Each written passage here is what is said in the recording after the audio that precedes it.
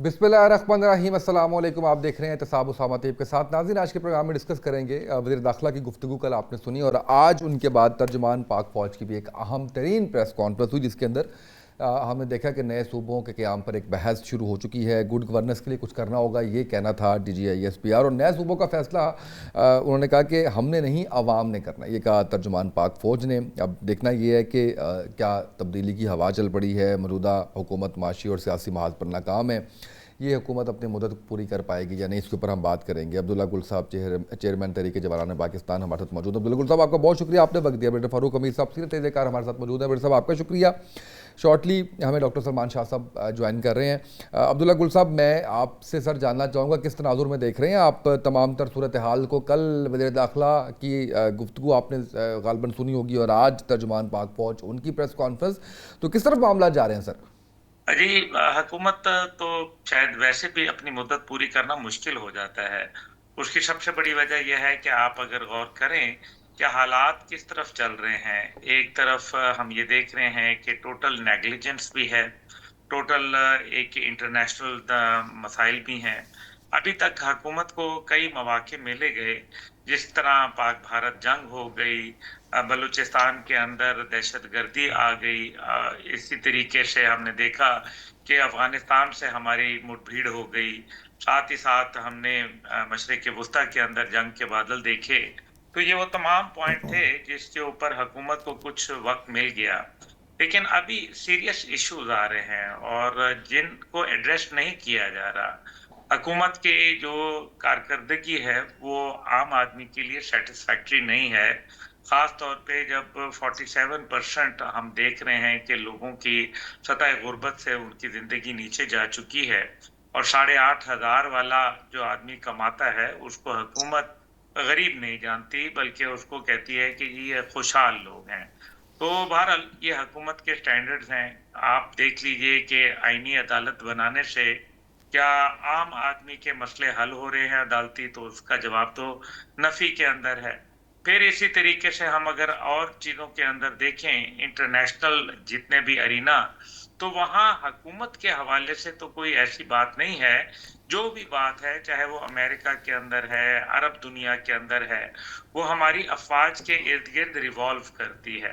और हर जगह खुद वजीर आजम साहब ये कह चुके हैं कई दफा कि इवन IMF से जो कर्जा लेने के अंदर बुनियादी किरदार था, वो हमारे फील्ड मार्शल साहब का था। तो अगर सारा ही ट्रस्ट लेवल अफवाज की जानिब है, और हुकूमत का कश्मीर के अंदर आप देख लें कि क्या हुआ। आखिर 4 वज़राए जो वहां बैठे थे, जिसमें डॉक्टर तारिक फजल चौधरी भी थे, दीगर भी थे, ने दस्तखत किए थे बकायदा उन शराइत के ऊपर जो कश्मीर के अंदर तय हुई थी 2025 के अंदर। फिर कश्मीर के क्या हाल हो गया। अब सबसे बड़ी बात यह है कि हुकूमत जो फंडिंग प्रोवाइड कर रही है या कुछ भी कर रही है, उससे वो कोई चेक एंड बैलेंस नहीं रख पाती। और फिर अगर आप इदारे शुमारियात को देख लें, स्टैटिस्टिक्स डिपार्टमेंट ऑफ पाकिस्तान को, तो उनके मुताबिक 46% जो स्कूल्स हैं आज़ाद कश्मीर में, उनके पास टॉयलेट नहीं है। इसी तरीके से 50% प्लस के पास ना दीवार है, और ना ही उन स्कूलों के अंदर बिजली और पानी अवेलेबल है। तो ऐसी हालत के अंदर फिर तंग आमद बजंग आमद ना हो तो क्या। दूसरी जानिब ऑपोजिशन को अगर आप देखें, कौन सी ऑपोजिशन है आप मुझे बताइए। पंजाब असेंबली के अंदर देख लें, या आप इस टाइम पे खैबर पख्तूनख्वा असेंबली में देख लें, या वफाक के अंदर देख लें। आप मुझे बताएं, किसी ने ये बोला, जैसे अभी बिलावल बोल रहे हैं, लेकिन जो बिलावल बोल रहे हैं कि जी ये तो करप्ट थे, फलाना थे, क्या एक दफा भी करप्शन के लिए उन्होंने कोई इल्जाम लगाया?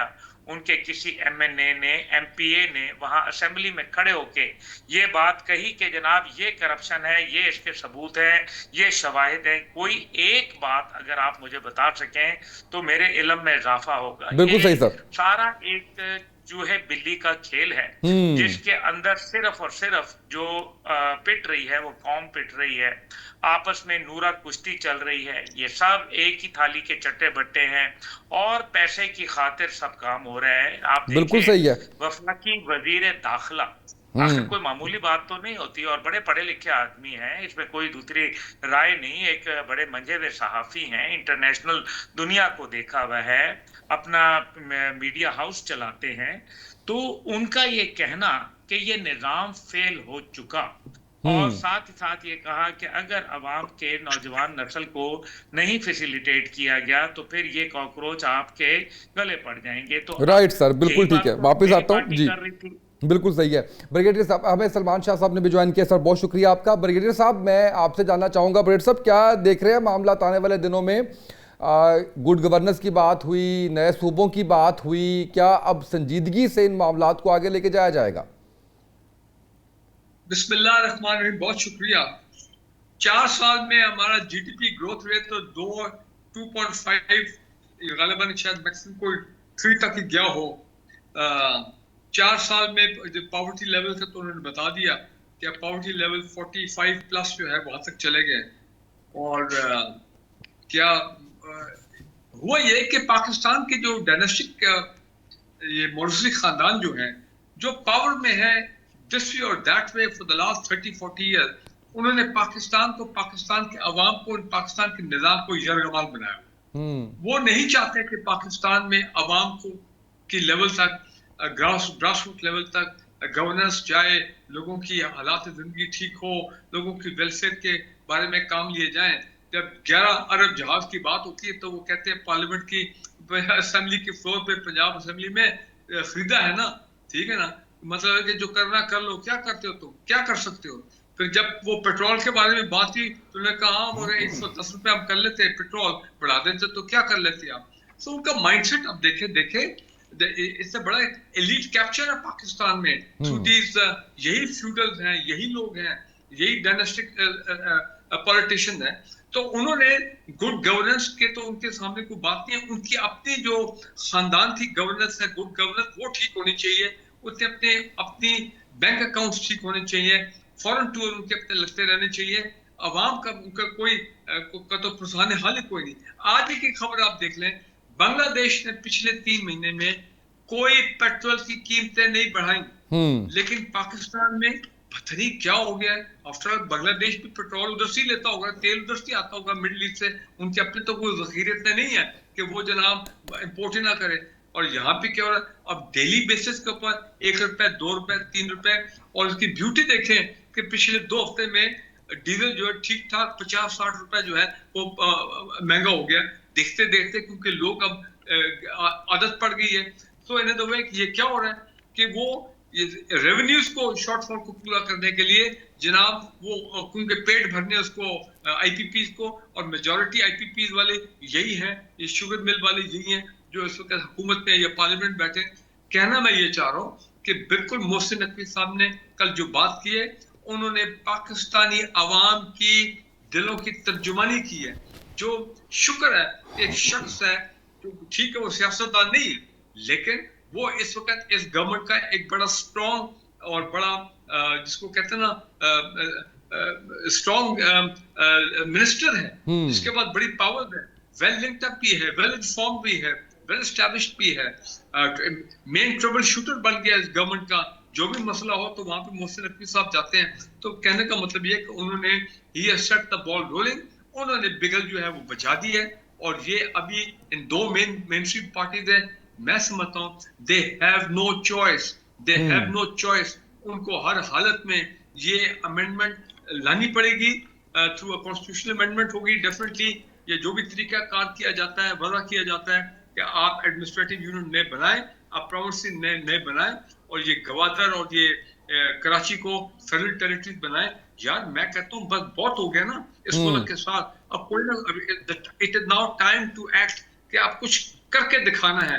ये ऐसी तकरीरें इस पार्लियामेंट में जहाँ पे ना कोई उसको उनकी डिबेट को सुनता है, ना डिबेट तो बल्कि होते नहीं है वहां पे। राइट सर, बिल्कुल ठीक है। निजाम फेल नहीं हुआ, उन्होंने ये नहीं कहा निजाम फेल, उन्होंने कहा निजाम कोलैप्स कर गया है। जब एक सिस्टम और एक निजाम कोलैप्स कर जाए तो राइट सर, उसके बाद क्या होता है, बड़ी सख्त सर्जरी का टाइम जो है वो सर्जरी की जरूरत पड़ती है।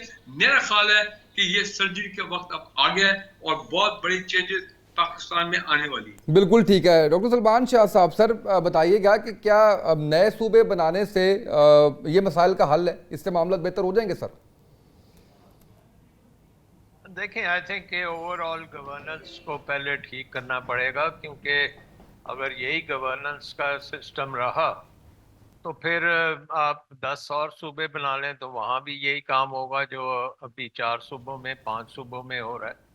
देखें, अब पाकिस्तान में अभी ब्रिगेडियर साहब ने एक बात की कि एलीट कैप्चर हुआ है। एलीट कैप्चर में ना सिर्फ बड़ी डायनेस्टिक पॉलिटिक्स है, उसके साथ ब्यूरोक्रेसी बहुत फैल चुकी है। ब्यूरोक्रेसी हर कोने में गई हुई है और वो पाकिस्तान की इकोनॉमी के हर हिस्से के ऊपर काबिज है और उसको उसने अपने फ़ायदे के लिए एक्सपेंड किया हुआ है। अगर आप फेडरल गवर्नमेंट में भी देखें, 50 मिनिस्टर रखने का कोई तुक बनता ही नहीं है। अमेरिका में 14-15 कैबिनेट है, ट्रंप की कैबिनेट कोई 15 से ज़्यादा नहीं है। यहाँ 50 सूबे, 50 कैबिनेट मेंबर्स फेडरल गवर्नमेंट में, इतने ही कैबिनेट मेंबर्स प्रोविंसेस में बैठे हुए हैं। और अगर हमने और सूबे बना दिए तो और सूबे में ये कोई 50-50 कैबिनेट मेंबर्स बनेंगे। सो आई थिंक फर्स्ट स्टेप तो हमें ये करना चाहिए कि गवर्नमेंट जो है इसके मिनिस्टर्स जो हैं कम किए जाएं। 20 से ज़्यादा मिनिस्टर्स होने नहीं चाहिए फेडरल गवर्नमेंट के, और प्रोविंशियल गवर्नमेंट्स में भी 20 से ज़्यादा नहीं होना चाहिए। और इनके साथ जो ब्यूरोक्रेसी का निज़ाम है कि ग्रेड 22 से लेके ग्रेड 17 तक पूरी एक फौज है ब्यूरोक्रेसी की हर मिनिस्टर के साथ, और हर मिनिस्टर के साथ एक प्रोग्राम है जिसमें वो खर्चे बेदरिक किस्म के करते हैं और डेवलपमेंट तो करते नहीं हैं बट खर्चे ज़रूर कर लेते हैं। तो ये पैसे अब कट करने चाहिए हमें ड्रेस्टिकली। ये अखराजात हुकूमत के कम करने चाहिए और अपने टैक्स जो हैं जो बढ़ते ही चले जा रहे हैं उसको भी कम करना पड़ेगा। ठीक है कि टैक्सों को आपको ब्रॉडन करना पड़ेगा ताकि हर बंदा टैक्स दे, लेकिन इतने ज्यादा टैक्स रेट जो हैं इनमें कट लाना पड़ेगा, इन्वेस्टमेंट की तरफ आना पड़ेगा। मुल्क में सिर्फ टैक्स टैक्स टैक्स हो रहा है, इन्वेस्टमेंट तो कोई कर ही नहीं रहा। और इन्वेस्टमेंट का सारी गेम ही इन्वेस्टमेंट की है। अगर आपने तरक्की करनी है, अगर आपने नौकरियां देनी है, यूथ बल जाए। 90% पाकिस्तान की आबादी जो है वो 45 साल से कम है और ये इन लोगों को नौकरियां चाहिए, नौकरी बना नहीं रहे। अभी अब्दुल्ला साहब ने बात की कि 2-3% ग्रोथ है, या शायद ब्रिगेडियर साहब ने ब्रिगेडियर कहा, साहब कह रहे थे जी। तो ब्रिगेडियर साहब ने कहा तो उसमें तो जॉब्स बनती नहीं है। हमारा नंबर 1 प्रायोरिटी तो जॉब्स है कि जॉब्स कैसे बनेंगी। तो जॉब्स इसी तरह बनेंगी कि हुकूमत को आप छोटा करें, डीरेगुलेशन करें। हर मोड़ के ऊपर रुकावट खड़ी की हुई है ब्यूरोक्रेसी ने।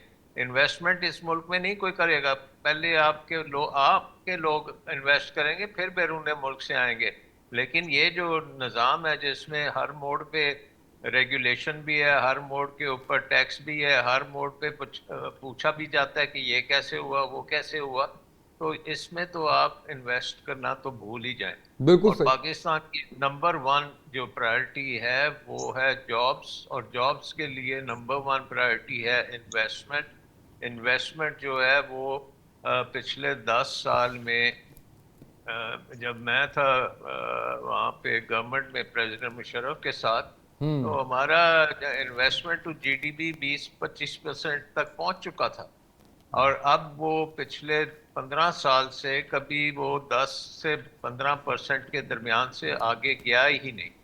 और ये जो एलीट है ये उसी वक्त से बैठी हुई है और ये मुल्क को तकरीबन तबाह कर चुकी। सो आई थिंक इसमें तो कोई शक नहीं है कि वाकई जो निज़ाम है वो कोलैप्स कर चुका है। आपको नया निज़ाम बनाना पड़ेगा और मेरे ख्याल में उसमें एक तो डाउन साइजिंग बहुत करनी पड़ेगी और फिर उसके बाद डिसेंट्रलाइजेशन करनी पड़ेगी। सेंट्रलाइजेशन से काम नहीं बनेगा, डिसेंट्रलाइज करना पड़ेगा। और डिसेंट्रलाइज हमको अपनी डिस्ट्रिक्ट्स और उस लेवल पर करना पड़ेगा, क्योंकि अब इकोनॉमी जो है ना वो शहरों की इकोनॉमी है।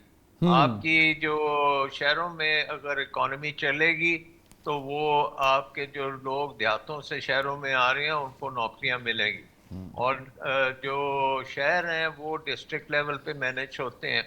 इसी तरह हर डिस्ट्रिक्ट में रूरल एरिया भी आ जाता है, तो रूरल एरिया में भी डिस्ट्रिक्ट का बड़ा ज़बरदस्त रोल हो सकता है कि अर्बन और रूरल इकोनॉमीज दोनों को लेके ये आगे बढ़ाया जाए। तो बड़ा स्ट्रॉन्ग लोकल गवर्नमेंट सिस्टम जो है वो हमें चाहिए, जो ब्यूरोक्रेसी से पाक हो, और जो हर डिस्ट्रिक्ट का मेयर इलेक्टेड हो और रिस्पॉन्सिबल हो उस अपनी डिस्ट्रिक्ट को तरक्की देने में, और उसको डिस्ट्रिक्ट की एक्सपोर्ट्स भी बढ़ाए और प्रोडक्शन भी करे और एग्रीकल्चर को भी वो सही करे। ठीक, बिल्कुल सही अगर सर। आप लोकल लेवल पे नहीं जाएंगे तो पाकिस्तान की इकोनॉमी ना एग्रीकल्चर की ठीक हो सकती है, ना इंडस्ट्री वो ठीक हो सकती है, और सर्विसेज भी डिस्ट्रिक्ट लेवल पे ही होती हैं क्योंकि वहाँ पे लोग रहते हैं। बिल्कुल तो सही आई है सर। थिंक एक तो ये है कि सिस्टम कोलैप्स हो गया, इसमें कोई शक नहीं है। इस नंबर 2, एलीट का जो स्ट्रैंगल होल्ड है उसको ख़त्म करने की ज़रूरत है। उसके लिए डाउन साइजिंग बहुत चाहिए, उसके लिए डीरेगुलेशन चाहिए, उसके लिए डिसेंट्रलाइजेशन चाहिए, और भी बड़ी चीज़ें हैं जो हम कर सकते हैं, लेकिन पहले कदम तो यही है कि इनको आप जल्दी से जल्दी करें। बिल्कुल सही है सर। अब्दुल्ला गुल साहब, सर बताइएगा, सिस्टम कोलैप्स करने की बात हुई, सिस्टम को रीसेट करना पड़ेगा, ये हम सबका फ़र्ज़ है, ये कहा गया। सर ये रीसेट क्या होगा सिस्टम के अंदर? अभी जैसे इंतज़ामी सूबों की बात की गई है, तो उसके ऊपर सलमान शाह साहब ने बड़ी अच्छी बात की कि अगर तो आप पे एक्सपेंस वही रहेंगे, आपके मिनिस्टर वही रहेंगे, तो आपके तो और एक्सपेंस बढ़ जाएंगे अगर आप हर सूबे के अंदर इस तरह से जाएंगे। तो ये जब हम रीसेट कहते हैं तो इसमें कौन सी आपको फाइन ट्यूनिंग या चेंज नज़र आ रही है जिसकी वजह से मामलात बेहतरी की तरफ जा सकते हैं? देखिए, सिस्टम को रीसेट नहीं, सिस्टम को आपको नया सिस्टम रिप्लेस करना पड़ेगा। जैसे हार्ट जब खत्म हो जाता है तो फिर आपको एक बैटरी वाला हार्ट लगाना पड़ता है। ये निज़ाम देखिए ना, मैं ये बात कब से कर रहा हूँ, 10 साल पहले हमने ये बात कही। मेरे इस पे दर्जनों आर्टिकल्स मौजूद हैं। ब्रिगेडियर साहब बहुत अच्छा जानते हैं कि मैं निज़ाम को कितने अरसे से क्रिटिसाइज कर रहा हूँ, और 10 साल से मैं ये साबित कर रहा हूँ कि ये निज़ाम जिसके अंदर लोगों को ना हुकूमत पे एतबार है, ना सियासत पर एतबार है, ना पॉलिटिकल पार्टी पे एतबार है, ना सहाफत पर एतबार है, ना उनको अब रियासत पे एतबार है, और ना ही उनको मईशत पर एतबार है, और ना ही अदलिया के ऊपर एतबार है। तो मेरा मतलब ये कहने का है कि आप किस तरफ जा रहे हैं। इसका मतलब सीधा सा है कि आप एक ऐसे रास्ते पे कोलिजन कोर्स को इख्तियार कर रहे हैं जिसके अंदर लोग इस निज़ाम से बगावत कर देंगे। क्योंकि जिस तरह कहा गया है कि ना कि वो जिस खेत से मुयस्सर ना हो दहकां को रोजी, उस खेत के हर खोशा गंदम को जला दो। श्रीलंका के अंदर इनकलाब नौजवान लाए, बांग्लादेश के अंदर उसकी हवा गई, उसके बाद वहां से हवा नेपाल गई, नेपाल से इंडिया आई। ये अगर 1 महीना और धरना रह जाता इंडिया में तो कॉकरोच जनता पार्टी का, जो कि कुछ भी नहीं थी लेकिन सब कुछ बन गई। तो आपको यहाँ पाकिस्तान के अंदर हालात जिनका मैंने जिक्र किया, और अभी जिस तरीके से हम इस सारे में पॉजिटिव क्या निकालें, आप मुझे बताएं कि बलूचिस्तान में दहशतगर्दी इतनी हो रही है, और पाकिस्तान में कि पिछले 2 साल से टेररिज्म इंडेक्स के अंदर हम नंबर 1 के ऊपर मौजूद हैं। इसी तरीके से हम करप्शन के अंदर हम दुनिया के अव्वलीन मुमालिक में आ चुके हैं। अदलिया के अंदर 137 नंबर के ऊपर हम फॉल करते हैं। आप बताइए ना कि क्या करें। तो फिर इसका मतलब यह है सिर्फ महंगाई हो रही है, आप लोगों से टैक्स पे टैक्स कलेक्ट कर रहे हैं। एक मखसूस तबका, जैसे इंडिया के अंदर था कि एक मखसूस तबका अमीर से अमीर तर हो रहा था और तमाम दौलत एक्यूमुलेट होके उनके पास आ रही थी, और पूरा रेस्ट ऑफ इंडिया के अंदर एक अवाम के पास जो है वो उस दौलत का अशरे अशीर भी मौजूद नहीं थे। सेम इज द कंडीशन जो पाकिस्तान में इस टाइम पे नजर आ रही है। नौजवान 8 लाख नौजवान हर साल मुल्क छोड़ के जा रहे हैं। But I am very hopeful इसलिए क्योंकि जिस दिन ये निज़ाम तब्दील होगा, जो कि कुरान और सुन्नत के मुताबिक अगर हमने अपने आर्टिकल 2A के ऊपर अमल किया, और आर्टिकल 227 के जरिए कुरान और सुन्नत को बालादस्त कानून दिलवाया, तो फिर यानी कि हम सब के लिए बराबरी का एक सिस्टम ले आएंगे। अगर हम ये ले आने में कामयाब हुए तो फिर सिस्टम रीसेट हो जाएगा, और अगर नहीं तो फिर then we should wait for another press conference by DG ISPR। तो अगर प्रेस कॉन्फ्रेंस के ही साथ चलना है, मुझे ये बताइए कि माजी में कितने सालों से हम बैड गवर्नेंस के मुतालिक सुन रहे हैं, तो सुन रहे हैं ना, 20 साल तो हो गए हैं। 20 साल से हम बैड गवर्नेंस के ऊपर बात कर रहे हैं। कौन सी कोई ऐसी बात है जो हमने पहले नहीं सुनी? लेकिन बैड गवर्नेंस को बेहतर करने का क्या तरीका है? अगर बलोचिस्तान में वो सरदार, वो नवाब, इस सब जो एक विशियस साइकिल है उसका हिस्सा है, टेररिज्म को सपोर्ट करते हैं, जो करप्शन है उसको अरूज पे लेके आते हैं, जब कश्मीर के अंदर लोगों को उनके हकूक नहीं मिलते क्योंकि उनके हुक्मरान खा जाते हैं उनका पैसा जो रियासत पाकिस्तान की जानिब से आया होता है। तो मैंने अभी आपको जैसे फिगर्स दिए थे कश्मीर के हवाले से, एक वहां की डिमांड ये भी थी जो पिछले साल वहां साइन हुए, उसके अंदर डिमांड ये थी कि हमें जो डिस्ट्रिक्ट लेवल के ऊपर एक MRI मशीन दे दी जाए, मैग्नेटिक रेजोनेंस इमेजिंग। अब आप मुझे ये बताइए कि यहाँ डॉक्टर साहब भी बैठे हैं, ब्रिगेडियर साहब भी बैठे हैं, आप भी जानते हैं कि अगर आप सड़क पे निकल जाएं तो मेरे ख्याल में हर गली के अंदर आपको एक MRI मिल जाती है। तो अगर वो नहीं मिल रही तो who is responsible? Should it be the armed forces of Pakistan? तो सवाल ही नहीं पैदा होता। अगर कहा जाता है कि armed forces of Pakistan interfere करते हैं, अच्छा चलें, अगर ये मफरूजे को मान लिया जाए तो वो कहाँ करते हैं? वो कहते हैं कि जी डिफेंस मामलात के ऊपर हम करेंगे, वो कहते हैं कि जी पाक चाइना रिलेशनशिप है या पाक सऊदी अरेबिया रिलेशनशिप है, अमेरिका रिलेशनशिप है, उसके अंदर हम बात करना चाहते हैं, या हम उसके अंदर अपनी इनपुट देना चाहते हैं, या फिर वो ये कहते हैं कि जो इंटीरियर मामलात हैं जो कि बुरी तरीके से दहशतगर्दी का शिकार है मुल्क, उसके अंदर वो अपनी इनपुट देना चाहते हैं। इसके अलावा क्या रोडें बनाने से उन्होंने मना किया? क्या पोर्ट के सिस्टम को बनाने से बेहतर बना किया? क्या उन्होंने जो है एग्रीकल्चर के ऊपर बेटरमेंट लाने के लिए मना किया? क्या उन्होंने माइनिंग के लिए बेहतर प्रोसीजर बनाने के लिए मना किया? क्या पुलिस रिफॉर्म्स के लिए उन्होंने मना किया? तो कहां मना किया? और अगर ये काम जो हुकूमत के जुमरे में आते थे वो उन्होंने नहीं किए, देन हु इज रिस्पॉन्सिबल? तो फिर नेचुरली जो कि इस टाइम पे पाकिस्तान के नजरियात के भी कस्टोडियन हैं, वो तो ये फिर बोलेंगे कि जनाब इस टाइम पे। लेकिन मैं डॉक्टर साहब की बात से इत्तफाक राय रखता हूं कि आप मजीद सूबे बना लें, पहले वाले का हाल तो आपने तबाह कर दिया है। आपका अभी ये आपने सूबों की बात की थी, कितने साल हो गए? 2013 से गालिबन पहली दफा कहा गया कि जनूबी पंजाब का सेक्रेटेरिएट बनाया गया, और फिर 2018 के अंदर गालिबन या 19 में प्रॉपर उसको सेक्रेटेरिएट बना दिया गया। अब उसका तमाम अमला वापस जा चुका है, वो तमाम सेक्रेटेरिएट एक घोस्ट टाउन से ज्यादा कुछ नहीं रह गया। तो what are we talking about कि यहाँ मरसूं सिंध ना देसूं। वो कोई कहता है कि जनाब पंजाब के अगर हुआ तो मैं ये कर दूंगा, जाग जाग तेरी पागे च लग गई आग। तो ये इस किस्म के, और उधर बलोचिस्तान का आलम आपने देख लिया।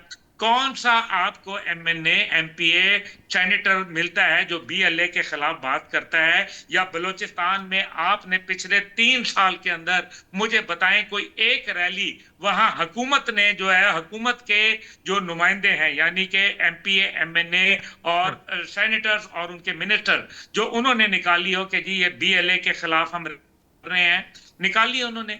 बिल्कुल ठीक है सर, बोलते नहीं है, आप क्या बात करते हैं? Right sir. इधर खैबर पख्तूनख्वा का हालम देख लें तो उधर हकीकत यह है कि पेशावर के जो गिरदावरियां हैं उन अभी भी जो है वो हजारा जात के नाम के ऊपर हैं, लेकिन आपने जो है वो उसको फर्क कर दिया।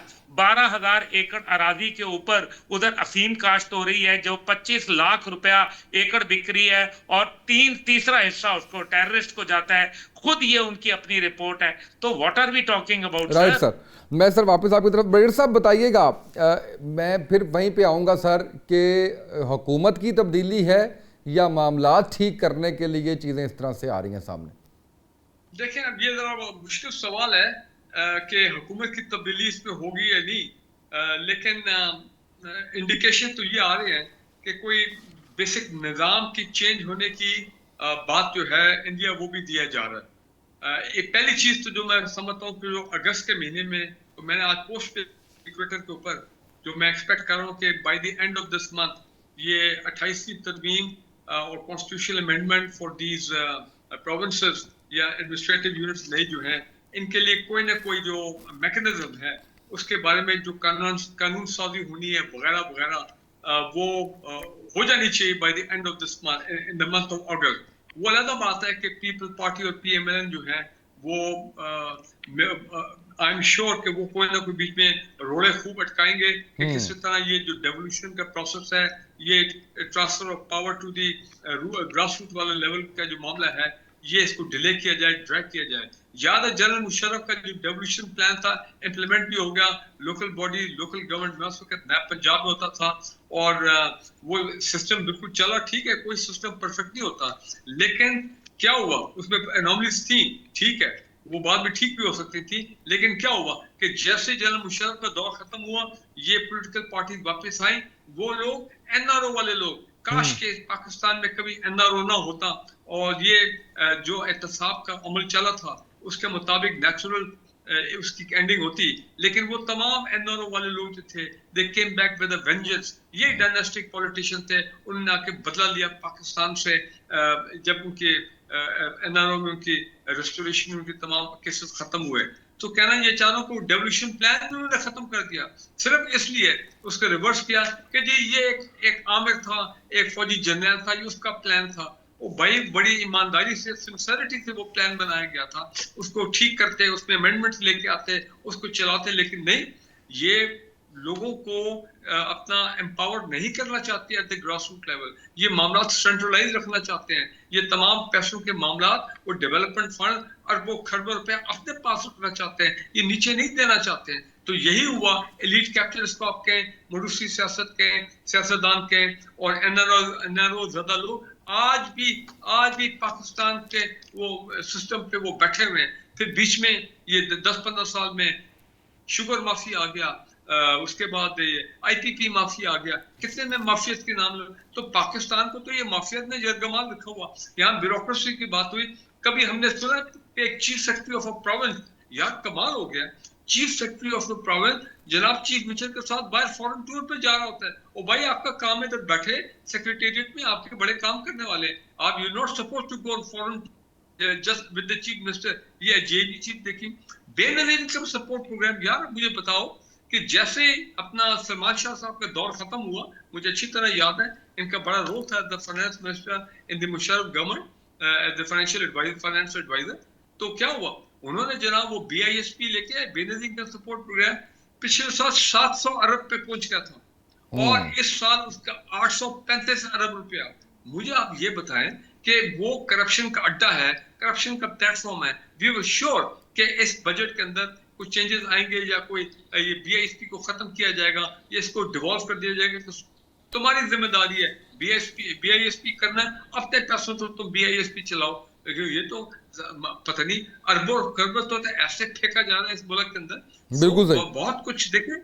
मैं एक और बात कर रहा, अभी आपने नोट किया कि ये बात हो रही थी यहाँ पे कॉकरोच की और ये जनरेशन Z, आज ही मैं देख रहा था इस्लामाबाद में वही हुआ ना जो कल मोहसिन नकवी साहब ने कहा कि भाई ये निकल आएंगे, ये फिर इनको कौन संभालेगा। इस्लामाबाद में आज़ाद कश्मीर का जो मामला चल रहा है उसमें आप देखें वहाँ पे यूनिवर्सिटी के स्टूडेंट्स पे और निकले और बहुत बड़ा वहाँ पे इज्तिमा हुआ है। मैं ये समझता हूँ कि ये जितनी जल्दी हमारे ये रिफॉर्म्स आए अगस्त में सितंबर में ये होना चाहिए। मैं आपको एक एग्जांपल देता हूँ यार, VVIP प्रोटोकॉल का इस हद तक लोग परेशान हो गए, कराची में 3 मरतबा वायलेट किया गया है, लोगों ने रूट को वायलेट किया, उन्होंने कहा तुम्हारी ऐसी की तैसी, हम पौने घंटे से गर्मी में खड़े हुए, पेट्रोल हमारा जल रहा है और तुम जो हो यहाँ से 18 20 गाड़ियां। बिल्कुल सही सर, मेरे साहब बिल्कुल सही है। मुझे सर एक मैं कह रहा हूँ ये चारों बात मैं कह रहा हूँ भाई, माइंडसेट चेंज होना चाहिए, माइंडसेट नहीं चेंज हो रहा, माइंडसेट वो एलिटिस्ट माइंडसेट है। राइट सर, बिल्कुल सही। अगर पाकिस्तान में एहतसाब का निजाम सही तरीके से चलता, लोगों को सही तरीके से निकाला जाता, तो आज ये लोग ना होते, एक नई जनरेशन और सियासतदान पाकिस्तान में आगे होते हैं जिनकी सोच ही मुख्तलिफ होती है। वो पाकिस्तान की सोचते हैं, अपनी जेबों का ना सोचते, अपने बैंक अकाउंट का ना सोचते। यार ये this is where we gone wrong. अभी भी वो मालिक साहब कह रहे हैं टीवी में बैठ के, जनाब बड़ी बड़ी लिस्टें जो है वो तैयार हो गई हैं। 3 महीने से हम ये बात सुन रहे हैं, भाई लिस्टें अगर तैयार हो रही है तो उस पर अमल किया जाए। फिर अमल क्यों नहीं होता? ठीक है सर। तो 100 सर अरब मुझे 100 अरब डॉलर राइट, आगे बढ़ना है। मैं एक बिल्कुल ठीक है बड़े साहब, मैं सलमान शाह साहब और अब्दुल्ला गुल साहब एक शॉर्ट ब्रेक के बाद आपकी तरफ आता हूँ और थोड़ा सा इकॉनमी और उसके बाद जो है वो नया निज़ाम क्या होगा। अब्दुल्ला गुल साहब जैसे आपकी अपनी जो है वो कह लीजिए कि पार्टी है, तो इस हवाले से चैलेंजेस और ये चीज़ें भी डिस्कस करेंगे। एक शॉर्ट ब्रेक, नाज़रीन हमारे साथ रहिएगा।